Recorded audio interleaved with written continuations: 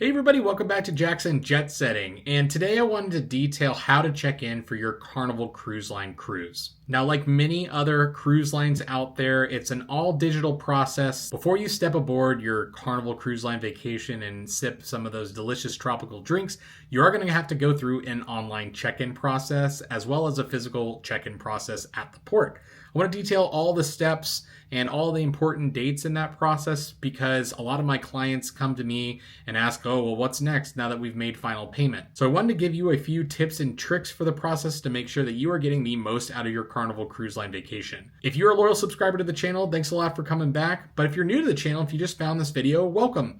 Consider liking the video and subscribing. I have tons of cruise content up there on the channel already and many more videos to come. And if you're looking for help with your Carnival Cruise Line vacation, please consider our travel agency, Jackson Jetsetting. You can reach out to jacksonjetsetting.com/book for a free quote. Happy to answer any questions via email, and thanks a lot for watching. So with every cruise, I recommend people downloading the Cruise Line app as soon as they book. Carnival has its own app, and I gotta say their app is not very useful when you're off the ship. Once you're on board, it's actually a very high-functioning app, but a lot of other cruise lines do a better job of the whole experience when on land. So I wouldn't bother with the app for this check-in process that happens before your cruise. Instead, you're gonna go to carnival.com on your laptop or your mobile device. And so if you don't already have a Carnival Cruise Line loyalty account, please create one, and then you're gonna link your booking with the confirmation number. So check-in starts 14 days before your cruise, midnight Eastern time. So set a reminder in your calendar, set an alarm,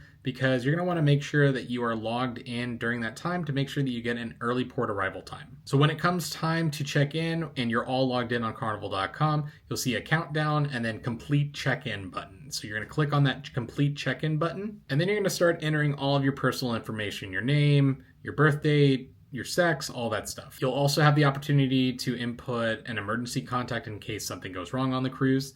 But then after that, you'll be able to input all of your travel documents. Now, I travel with a passport, but some people travel with a state ID and birth certificate, and so you'll just input all that information here in the app. That's very important. And remember that passport cards, as well as those enhanced driver's licenses that a few states issue, are all valid for cruising on these closed-loop cruises out of the United States. Next, Carnival is going to want to know if you're flying to the ship or if you are arriving by car or even just walking to the port. They'll want to know this information. I'm not really sure why they need to know it, but they ask it anyway. But you're going to want to rush through that because the next screen is actually going to be your port arrival time. So I like to get as early on the ship as possible on the day of embarkation. Your stateroom won't be ready when you're on board, but it is going to be a way to get to your vacation a little bit faster. Buffet is going to be open for lunch. You're going to be able to explore the ship and just really start that vacation off right. Now note, they do have early arrival times with Carnival, and sometimes I've actually had to sit in the terminal after going through the whole check-in process until they actually open the ship for boarding.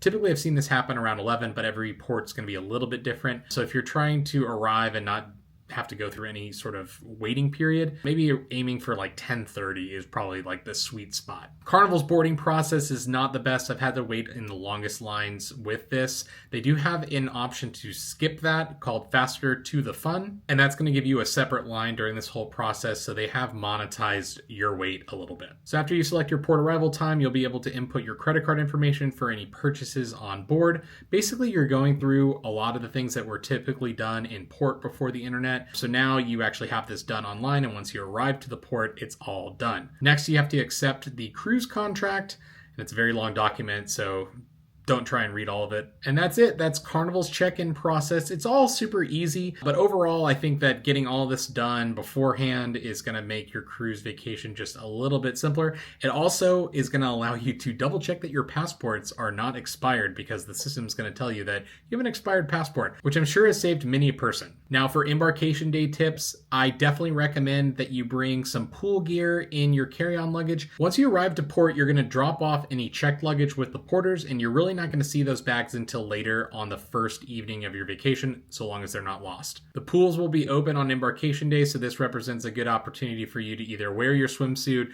through the embarkation process and then switching into dry clothes later, or doing the opposite and just switching into your swimsuit when it's time to jump in the pool. The buffets, of course, are going to be open, as well as one of my favorite foods at sea, Guy's Burger Joint. That's going to be a pretty chaotic experience. Everyone wants their first bite of free food on their cruise, and I can totally understand that. Staterooms are not going to be ready until 1:30 p.m. on embarkation day, so you have plenty of time to lounge about the ship.